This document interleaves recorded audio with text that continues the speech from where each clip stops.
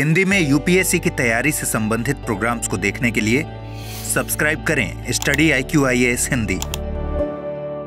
नमस्कार, study IQ-IAS Hindi में स्वागत है आपका। मैं हूं अमृत उपाध्याय। आजकल हम लोग चर्चा कर रहे हैं विभिन्न तरह के मुद्दों पर जो आप ही के मुद्दे हैं, आप ही के कमेंट से पता चलते हैं।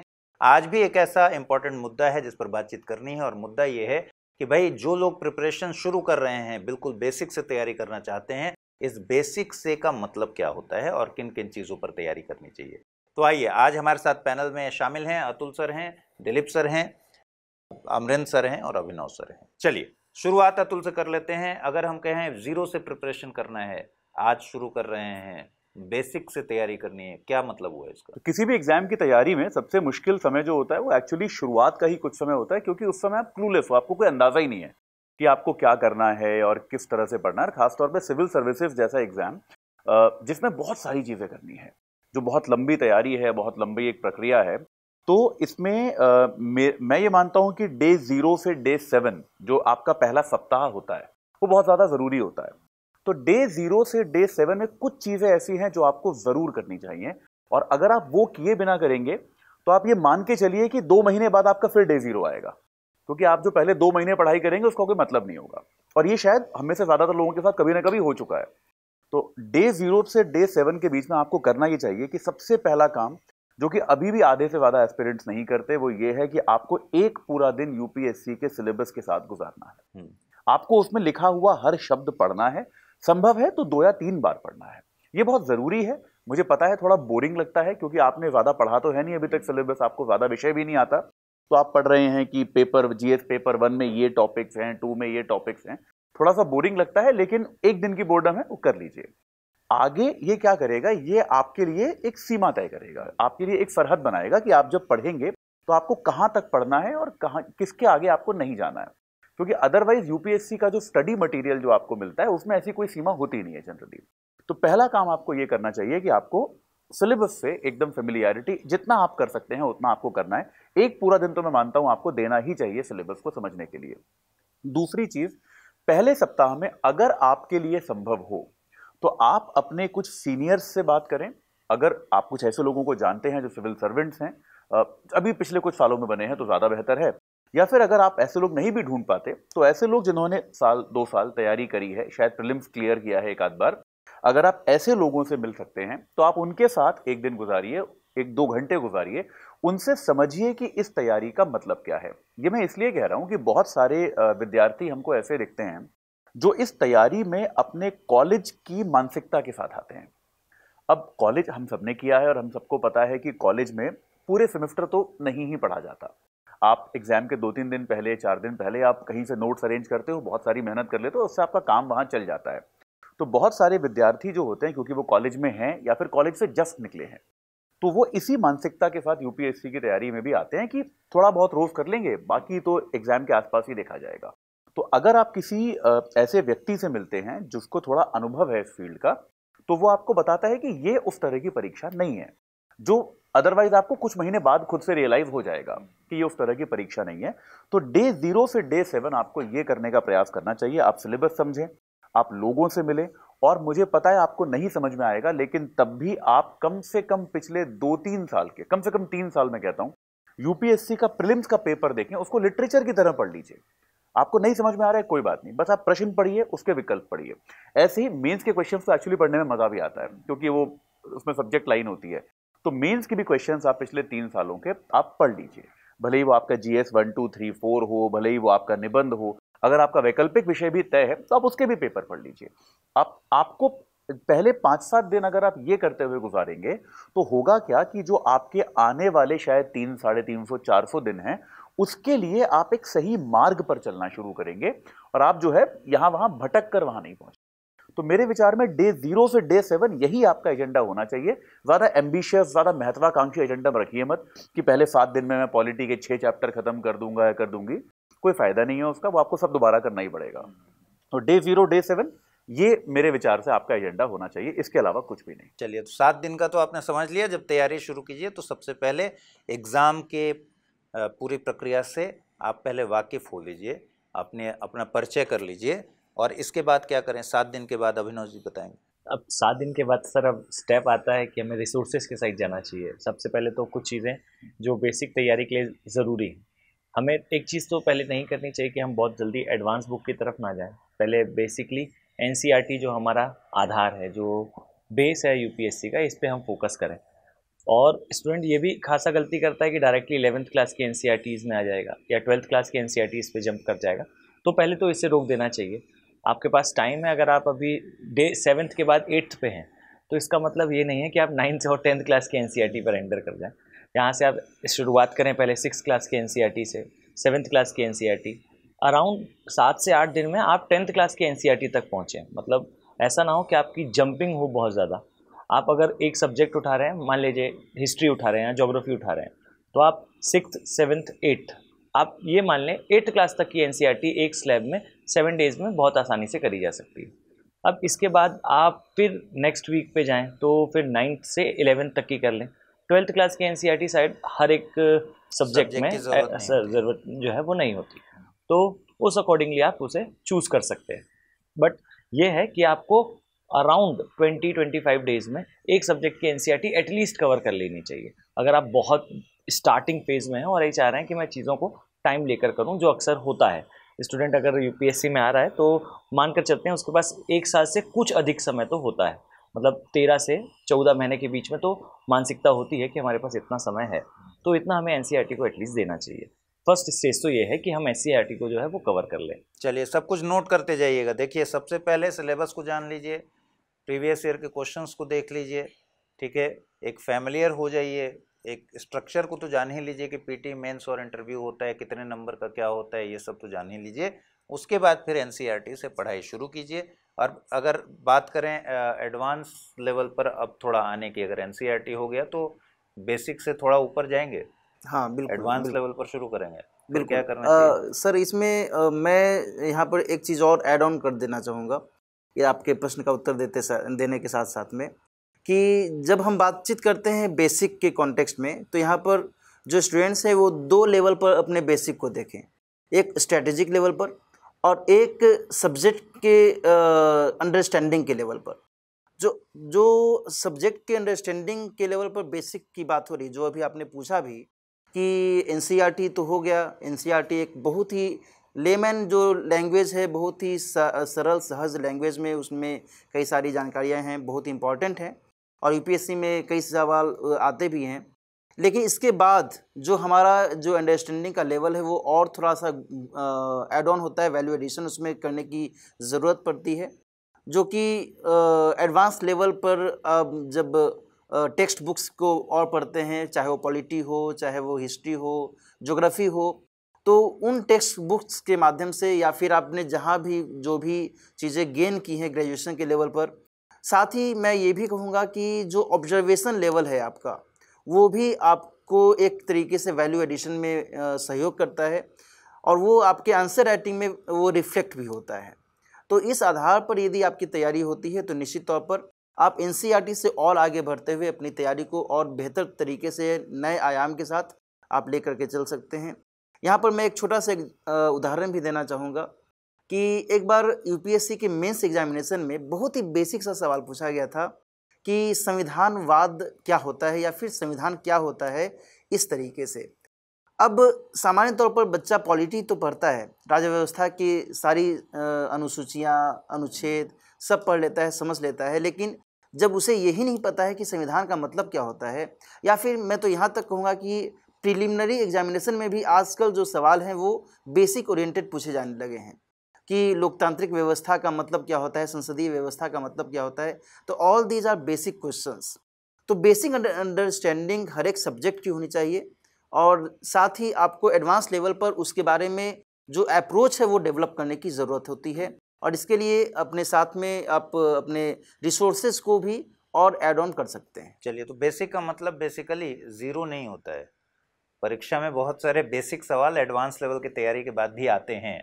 अगर एम लक्ष्मीकांत पढ़ना हो तो कब शुरू करें फिर? एम लक्ष्मीकांत पढ़ना है जब आप पॉलिटी की एनसीईआरटी कंप्लीट कर लें और प्रीवियस ईयर के सवाल देख लें और उसके बाद जब आप लक्ष्मीकांत पढ़ेंगे तो लक्ष्मीकांत आपको बहुत उपयोगी लगेगी। और क्योंकि आपको पता है कि क्या पूछा जाता है तो लाइन टू लाइन आपको उसमें फैक्चुअल या कॉन्सेप्चुअल दोनों चीज़ें मिलनी शुरू हो जाएंगे। तो लक्ष्मीकांत आपके लिए बड़ी उपयोगी सिद्ध होगी।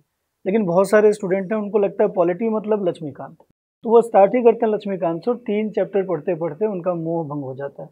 पॉलिटी से भंग हो जाता है, लक्ष्मीकांत से नहीं। अच्छा। है ना, उनका मोह जो है वो पॉलिटी से भंग हो जाता है। फिर उनको लगता है कि पॉलिटी रॉकेट साइंस है जो अपने समझ में नहीं आएगी। फिर उनके दिमाग में आता है कि इसको रटना पड़ेगा। ऊपर से कुछ ऐसे भी लोग हैं बताते हैं आर्टिकल बहुत है, अब वो अनुच्छेद रटने के पीछे लगते हैं और पूरी पॉलिटी से उनका जो है अरुचि पैदा हो जाती है। ये स्थिति आती है। और दूसरी चीज़ जो बेसिक की बात हम लोग कर रहे हैं कि बेसिक क्या है, तो मुझे ऐसा लगता है कि बेसिक का मतलब हम रीडिंग से लगा सकते हैं, क्योंकि सीखने का जो तरीका है वो 2 तरीके होते हैं।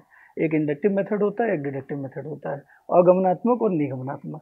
तो जब हम स्टार्ट करें तो स्टार्ट करते समय हमें इस बात पे ध्यान नहीं देना चाहिए कि हमें वो चीज़ कितनी समझ में आ रही है या वो चीज़ को हम कितना एनालाइज कर पा रहे हैं। हमें इस बात पे ध्यान देना है कि एक बार एटलीस्ट हमें रीडिंग लगा लेनी है पूरे सिलेबस की। और जब हम एक बार रीडिंग लगाते हैं तो वो तो सारी चीज़ें हमारे फोटोजेनिक मेमोरी में सेव ही हो रही होती है। जब हम दोबारा उसको पढ़ते हैं तो दोबारा पढ़ते समय फिर वो हमारा दूसरा जो लेवल है बोधात्मक वाला वो शुरू होता है। तो कई बार छात्र सोचते हैं कि एक बार एक सब्जेक्ट शुरू करते हैं और वहाँ पूरी कंप्लीट प्रिपरेशन के साथ ख़त्म करते हैं, तो ये पॉसिबल नहीं है। दूसरी चीज़, अगर आप एग्ज़ाम में परफॉर्म करना चाहते हैं तो इसके लिए प्रैक्टिस ज़रूरी है और वो प्रैक्टिस बार बार करनी है। तो बेसिक टू एडवांस आप अपने आप पढ़ेंगे, बेसिक टू एडवांस आप अपने आप बढ़ेंगे अगर आप रीडिंग लगाने की क्षमता रखते हैं तो। और आजकल लोगों को लगता है कि किताब तो बात की बात है, 2-4 नोट्स पढ़ के और इससे काम चल जाएगा, तो इससे थोड़ा बचना होगा। सबसे पहले आप एनसीईआरटी शुरू करें। एनसीईआरटी जब आपकी कंप्लीट हो जाए, और बहुत सारे लोग एक बार में एनसीईआरटी में सोचते हैं बहुत कुछ समझ में आ जाएगा। इवन एनसीईआरटी पहली बार जब आप रीडिंग लगाएंगे तो आपको कुछ नहीं समझ में आएगा। फिर आप एडवांस वाली बुक पे शिफ्ट होते हैं, कोचिंग लेते हैं, तो आपकी तैयारी एक साथ बेसिक और एडवांस दोनों चल रही होती है। और फिर एक बार जब तैयारी आप कंप्लीट कर लेते हैं और दोबारा फिर से जब आप एनसीईआरटी पे शिफ्ट होते हैं तब आपको पता लगता है कि एनसीईआरटी कितनी इंपॉर्टेंट है। तो दोनों चीज़ें सर्कल में चलती हैं। आवश्यकता इस बात की है कि आप पढ़ाई शुरू करें तो एक बार पूरा सिलेबस की रीडिंग आपकी जो है वो होनी चाहिए, और ऐसा आप करते हैं तो आपका बेसिक कंप्लीट है। दोबारा जब आप पढ़ेंगे तो आप अपने आप एडवांस होते जाएंगे। चलिए, बेसिक से लेकर एडवांस के बीच में एक सवाल हमेशा आता है कि जिन लोगों को कोचिंग करनी है, जैसे हमारे P2I बैच में जो लोग शामिल हैं या फिर शामिल होना चाहते हैं, वो बेसिक की पढ़ाई करके आएँ या फिर आकर यहीं पर पढ़ाई करें, फाउंडेशन कोर्स में ही जुड़ें, इसको लेकर बहुत कन्फ्यूज़न होता है। क्या सही अप्रोच क्या होगा? देखिए, इसमें क्या होता है कि P2I बैच के बारे में कम से कम मैं बता सकता हूँ कि P2I बैच में हम लोग जब पढ़ाते हैं तो हम लोग इस अजम्पशन के साथ पढ़ाते हैं, इस विचार के साथ पढ़ाते हैं कि जो भी विद्यार्थी ये क्लास में आया है उसे कुछ नहीं आता। मतलब आमतौर पर सभी विषय में आप ये जानते हैं, जबकि हर किसी को कुछ ना कुछ तो आता है, लेकिन प्रॉब्लम है कि सबको अलग अलग चीज़ें। सही बात। तो इसीलिए सबसे सेफ तरीका यही होता है अध्यापक के तौर पे हम सबके सामने कि हम ये मान के चलते हैं कि सामने वाले को कुछ भी नहीं पता। तो कम से कम P2I बैच से अगर आप जुड़ना चाहते हैं तो आपको पहले से कुछ आने की कुछ खास ज़रूरत नहीं है। हाँ, लेकिन बैच के साथ ये होगा, ये मैं आपको अभी बताता हूँ। बैच के साथ कई बार ये होता है कि अगर जैसे बैच में बच्चे हमसे डाउट्स भी पूछते हैं तो उस डाउट के आधार पे कई बार हम लोगों को समझ में आ जाता है कि यार ये जो 2 बच्चे हैं या ये एक छात्र छात्रा जो है, इसको वास्तविकता में कुछ नहीं आता। ऐसा होता है और हम सबके साथ अनुभव हो चुका है। तो कई बार अपनी क्लासेस में हम कुछ एक्स्ट्रा रीडिंग भी देते हैं। तो जैसे इकोनॉमिक्स में बहुत ज़्यादा होता है ये कि कुछ बच्चे ऐसे होते हैं जिनको ठीक ठाक जानकारी है और कुछ बच्चे ऐसे होते हैं जिन्होंने मतलब जिन्हें कुछ भी नहीं पता अर्थव्यवस्था के बारे में। और उनकी गलती नहीं, क्योंकि भारत में स्कूल लेवल पे अर्थव्यवस्था 8वीं क्लास के बाद मैंडेटरी है नहीं, और उसके बाद उन्होंने कभी कॉलेज वगैरह में पढ़ा नहीं, ज़्यादा उनकी रुचि नहीं थी, तो उन्हें बिल्कुल भी नहीं पता। तो आमतौर पे मैं क्या करता हूँ कि उन बच्चों को मैं कुछ एक्स्ट्रा चीज़ें पढ़ने के लिए देता हूँ कि आप एक काम करो, जिन लोगों को इस टॉपिक में दिक्कत थी वो जो मेरे क्लास नोट्स है वो तो आप पढ़ेंगे ही पढ़ेंगे, साथ में ज़्यादा नहीं 2 पेज 3 पेज का एक आर्टिकल कि आप इसको भी पढ़िए, ताकि पैरेलली जो है समानांतर तौर पर वो लोग भी एक सही स्तर पे आते जाएं। क्योंकि हमको याद ये रखना है कि हमारे पास समय भी सीमित है और हमसे ज़्यादा छात्र छात्रा के पास भी समय सीमित है। तो उसको भी मैं 6 महीने इकोनॉमिक्स नहीं पढ़ा सकता, क्योंकि उसकी तैयारी 1 साल में खत्म करानी है।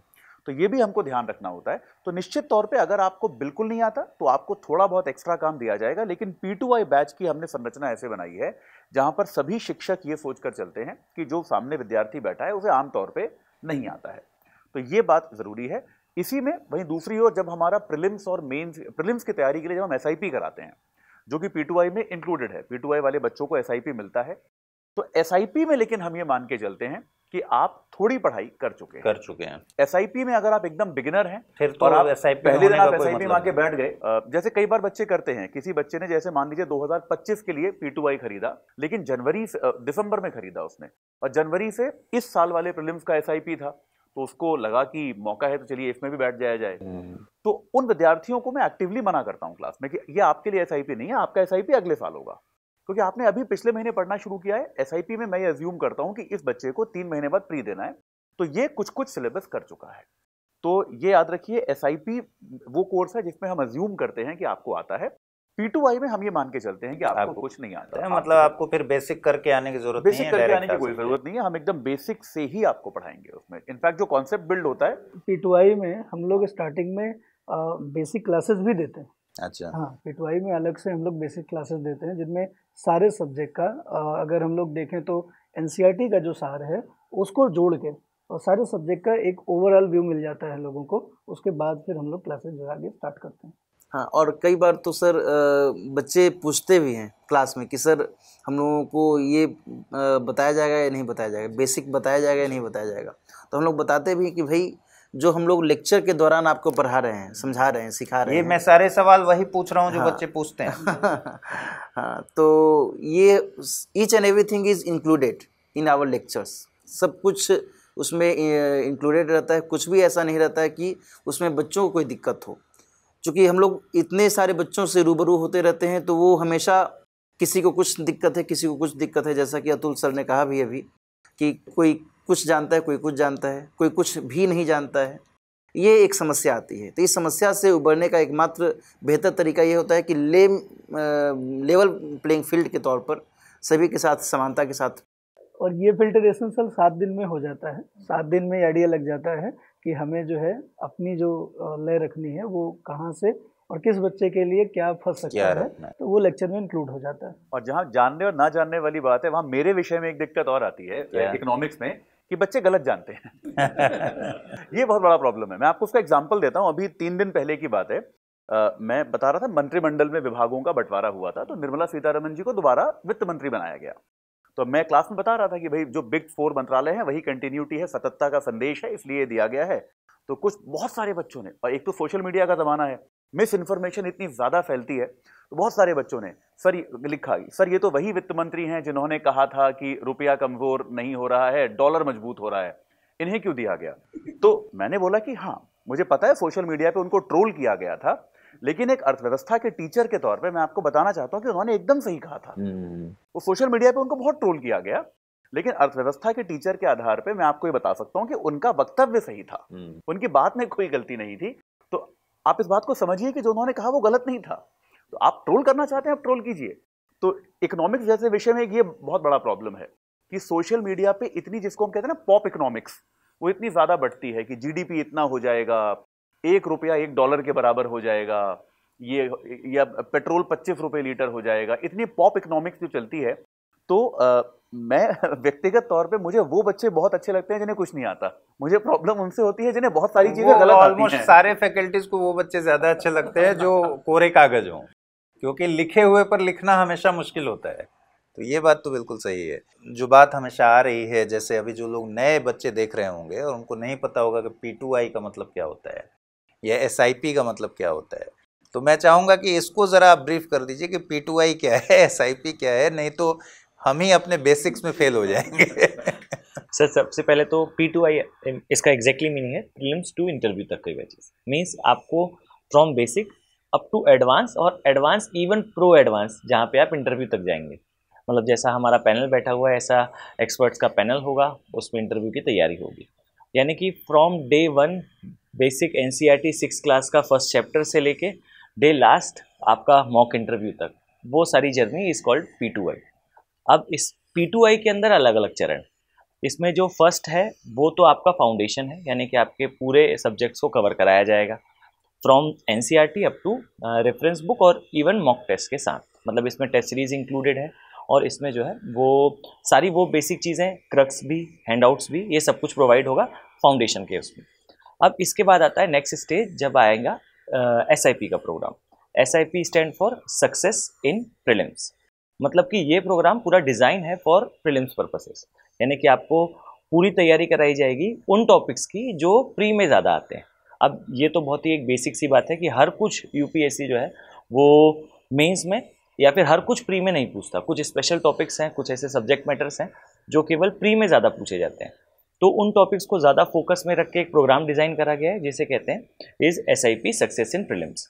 अब इस प्रोग्राम में आपको पूरा सिलेबस, अब इमेजिन करें उस स्टूडेंट के बारे में जिसने 8-9 महीने पहले पढ़ा है उस सब्जेक्ट को, यानी कि मान लीजिए आज से मैं तैयारी स्टार्ट करता हूँ, आज से 1 साल बाद मेरा पेपर है, तो मैंने आज से पढ़ना स्टार्ट करा, तो मैं आज से 8-9 महीने बाद कितना कुछ याद रख पाऊंगा हिस्ट्री के डायमेंशंस को या फिर पॉलिटी के डायमेंशंस को। तो उसको ध्यान में रखते हुए SIP प्रोग्राम, यानी कि पूरा सिलेबस, मान लीजिए मैंने हिस्ट्री पढ़ाई या ज्योग्राफी पढ़ाई, तो ज्योग्राफी मैंने अगर 30 डेज़ में पढ़ाई तो 7 डेज़ में मैं उसे पूरा दोबारा पढ़ा दूंगा उस स्टूडेंट को। तो यानी कि उसका एक रिविजन भी हो जाएगा और ब्रशअप हो जाएंगी सारी चीज़ें। तो ये है SIP। अब SIP के बाद आप उस स्टेज पे खड़े हो जहां आपने सिलेबस एक बार पढ़ लिया, दूसरी बार पढ़ लिया, नाउ द टाइम इज़ कि आप अब प्री दें। अब जब आप प्री देंगे तो इसकी संभावना बहुत ज़्यादा है, पॉसिबिलिटीज़ बहुत ज़्यादा हैं कि आपका प्री निकल जाएगा। अब आपका जब प्री निकलेगा तब के समय आपका जो नेक्स्ट प्रोग्राम है यानी कि मेंस रेसिडेंशियल प्रोग्राम ये स्टार्ट होगा। बहुत सारे स्टूडेंट्स को तो ये भ्रम होता है सर कि एग्जैक्टली जो मेंस रेसिडेंशियल प्रोग्राम है उसमें मुझे मेंस के बारे में पढ़ाया जाएगा, यानी कि अगर मेरा प्री नहीं निकलता है तो मुझे मेंस के टॉपिक क्या नहीं पढ़ाए जाएंगे? तो आंसर इज़ नो, ऐसा बिल्कुल भी नहीं है। आपका प्री आने से पहले आपके मेंस के भी सारे टॉपिक्स हो चुके होंगे। जिस मोड में, जिस रनिंग लाइन में आप पढ़ रहे हैं उसमें आप प्री के टॉपिक भी पढ़ेंगे, मेंस के टॉपिक भी पढ़ेंगे। हाँ, प्री के लिए स्पेसिफिकली SIP में पढ़ेंगे और रेसिडेंशियल प्रोग्राम में आपकी आंसर राइटिंग प्रैक्टिस होगी। आपको 1 to 1 जब आप इंटरेक्ट करोगे टीचर के साथ तब आपकी आंसर राइटिंग स्किल ज़्यादा इंप्रूव होंगी, उसके लिए दिल्ली बुलाया जाएगा। अब सेकंड क्वेश्चन इसमें होता है कि सर इसके लिए कोई फर्दर कॉस्ट होगा? तो आंसर एकदम clear cut is no, there is no cost. आप जब एक बार बैच का पार्ट बनते हैं उसके बाद you are like a responsibility for us. अब वो बाकी की चीज़ें जो है वो इसी सिलसिले में चलेंगी। अब आपका मेंस रेसिडेंशियल प्रोग्राम होगा, उसके बाद आप जो है क्रमबद्ध तरीके से मेंस देने जाएंगे और देन आफ्टर जो है आपका मेंस क्वालिफाई होने पर फिर मॉक इंटरव्यू, जैसे हम बैठे हुए हैं उस प्रकार से जो है वो एक निश्चित संख्या में आपके मॉक इंटरव्यूज़ होंगे। आपका जो भी गाइडेंस है एक्सपर्ट्स के द्वारा आपको जो है वो सारा कुछ प्रोवाइड करा जाए। तो डेफ का जो एनालिसिस होता है वो भी हम प्रोवाइड कराते हैं उसके दौरान। तो 250, 300, 350 क्वेश्चन आपको बना के देते हैं, उस पर तैयारी कराते हैं। इंटरव्यू के उस पूरे प्रोग्राम को बोलते हैं इंटरव्यू गाइडेंस प्रोग्राम। और अनिल स्वरूप सर हमारे साथ जुड़े हुए हैं, फॉर्मर कोल सेक्रेटरी हैं, तो वो भी हमारे साथ जुड़कर इसमें एक 1 to 1 करते हैं, हर बच्चे को समझाते हैं और इस बार रिज़ल्ट पर भी उसका काफ़ी इम्पैक्ट है। इसके साथ ही मैं और कुछ ऐड कर दूं कि जिसमें और भी सारी फैसिलिटीज़ हैं वो भी आप जान लीजिए कि P2I बैच में 1000+ लाइव घंटों की क्लास तो है ही, साथ ही CSET की क्लासेस भी लाइव चलती हैं अलग से, और इसके साथ कैप प्रोग्राम है जो करंट अफेयर्स प्रोग्राम है, तो डेली निबंध भी है इसमें। तो एक पूरा आपकी तैयारी को पूरे एक पैकेज के तौर पर मिल जाता है, उस हिसाब से ये डिज़ाइन किया गया है। साथ में इसमें PT और मेंस के लिए टेस्ट सीरीज़ भी फ्री है और PT और मेंस के लिए क्रैश कोर्स भी फ्री है, ठीक है। और डेली बेसिस पर आंसर राइटिंग कराने का कोई इम्पैक्ट आपको जो आप बताना चाहें? शुरुआत में क्योंकि हम पहले बेसिक्स की बात कर रहे थे तो डेफिनेटली फ़र्क पड़ता है। अगर आप आंसर राइटिंग की प्रैक्टिस करते हैं तो फ़र्क पड़ता है। लेकिन यहाँ पर भी यह है कि आंसर राइटिंग आपको थोड़ा सा सब्जेक्ट मैटर सीखने के बाद शुरू करनी चाहिए। वरना क्या होता है, आप बहुत ज़्यादा स्ट्रक्चर पे, उसकी संरचना पे आप बहुत ज़्यादा फोकस करने लगते हो, कंटेंट पे आप फोकस ही नहीं करते। आपने अगर संविधान के बारे में 2 दिन पढ़ा है या आपने मूल अधिकारों के बारे में अभी 1 दिन पढ़ा है, तो आपको अभी पता ही क्या है उसके बारे में, आपको कुछ आता ही नहीं है। तो अगर आप किसी प्रश्न का उत्तर भी लिख रहे हैं तो आपके पास कंटेंट ही नहीं है, तो आप मतलब चेक क्या कराओगे? तो लेकिन हाँ, एक बार जब आपके पास ठीक ठाक मात्रा में कंटेंट आ जाए, जब आप एक चैप्टर आप खत्म कर लें, थोड़ा सा उसको समझ लें, तब ये ज़रूरी है कि आप अपना आंसर जो है वो ठीक से लिखें। क्योंकि दुर्भाग्यवश ये हम कह सकते हैं कि राइटिंग स्किल बहुत ख़राब होती है बच्चों की। जितने आंसर मतलब मेरे पास आते हैं यूट्यूब क्लासेस के बाद या पेड क्लासेस में भी, राइटिंग स्किल का बहुत बड़ा प्रॉब्लम है। ये एक रियल प्रॉब्लम है। हिंदी माध्यम के बच्चे हिंदी गलत लिखते हैं, मतलब उनकी मात्राओं की, वर्तनी की, शब्दों की गलती, श और स की गलतियां, ये मतलब मुझे अगर मैं 10 कॉपी चेक करता हूं तो मुझे 9 में मिलती है। इसके अलावा आमतौर पर भी एक विचारों का फ्लो होता है। जैसे अब मैं आपसे बात भी कर रहा हूं तो मेरे दिमाग में एक विचारों का फ्लो है कि मैं कौन सा वाक्य पहले बोलूंगा, कौन सा उसके बाद बोलूंगा और कौन सा उसके बाद।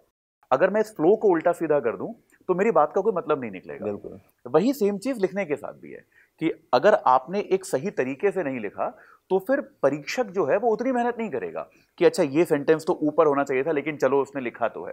परीक्षक उतनी मेहनत नहीं करेगा। तो इसलिए बहुत जरूरी है। और ये स्किल जो होती है ये एक आध दिन में नहीं आती। अब मैंने ऐसा देखा है कि बहुत जगह इस तरह के कोर्सेज वगैरह भी आते हैं 15 दिन में राइटिंग सिखाने वाले। मैं नहीं मानता कि वो उचित है। मतलब वो आप सीख नहीं सकते, 10-15 दिन की स्किल है नहीं, एक लाइफ स्किल है। अगर आपको अपनी बात को ठीक से रखना आता है, लिखित या मौखिक किसी भी तरीके से, तो वो एक लाइफ स्किल है। वो आपको लंबे समय तक आप धीरे धीरे सीखते हो। जैसे आप 15 दिन में तैरना नहीं सीख सकते, अच्छे से तैरना नहीं सीख सकते, वो लाइफ स्किल है, आपको सालों लगते हैं। वही सेम चीज यहां पर भी है। तो जैसे ही आप थोड़ा सा भी कंटेंट किसी विषय का सीख लें तब से आप लिखना शुरू कर दें। लेकिन आप पहले दिन से ना लिखें। एक आजकल ये भी चला है कि लोग पहले दिन से उत्तर लिखते हैं। पहले दिन से ना लिखें क्योंकि आपके पास लिखने के लिए कुछ कंटेंट ही नहीं है, तो आप अपना समय व्यर्थ कर रहे हैं और उसका कुछ खास लाभ होने वाला नहीं है। ठीक है, पहले दिन से कुछ लोग टेस्ट सीरीज भी लगाने लगते हैं, टेस्ट पेपर्स लगाने वाले लोग क्या कहेंगे? तो बेसिक में ये भी है कि बेसिक में आपको तैयारी का भी पूरा बेसिक पता होना चाहिए। बिल्कुल बिल्कुल सही बात है।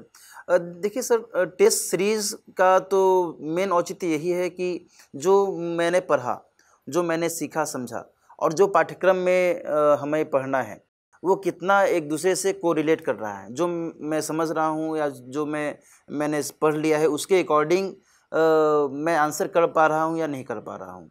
तो पहली बात तो यही है इसमें कि फर्स्ट एंड फॉरमोस्ट आपने जो पढ़ा है उसको एक बार रिवाइज कीजिए।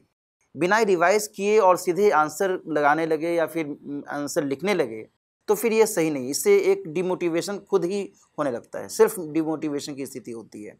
तो जहाँ तक बात आती है कि टेस्ट सीरीज़ को लेकर के, है तो अपने आप में बहुत ही इम्पॉर्टेंट, इसका सिग्निफिकेंट रोल होता है।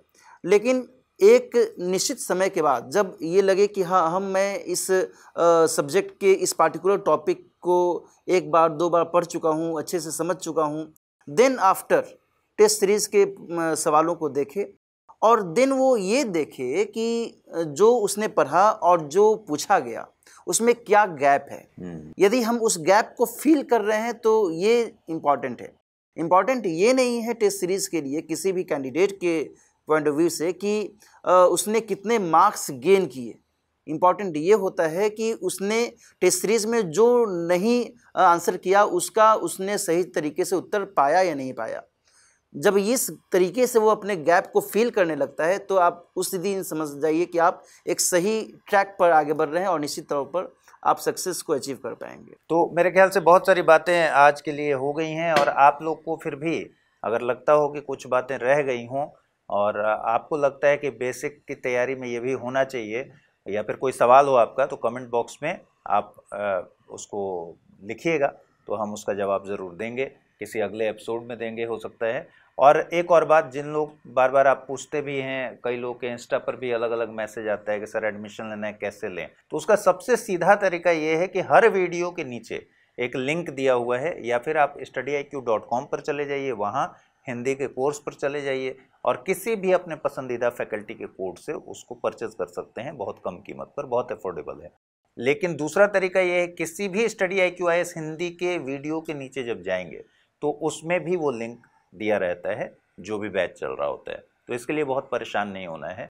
और आज की बातचीत से ज़रूर आपको फ़ायदा मिलेगा, ये मैं मान के चल रहा हूँ। फिलहाल आप सबका बहुत शुक्रिया और आप सबका भी बहुत शुक्रिया। हिंदी में यूपीएससी की तैयारी से संबंधित प्रोग्राम्स को देखने के लिए सब्सक्राइब करें StudyIQ IAS हिंदी।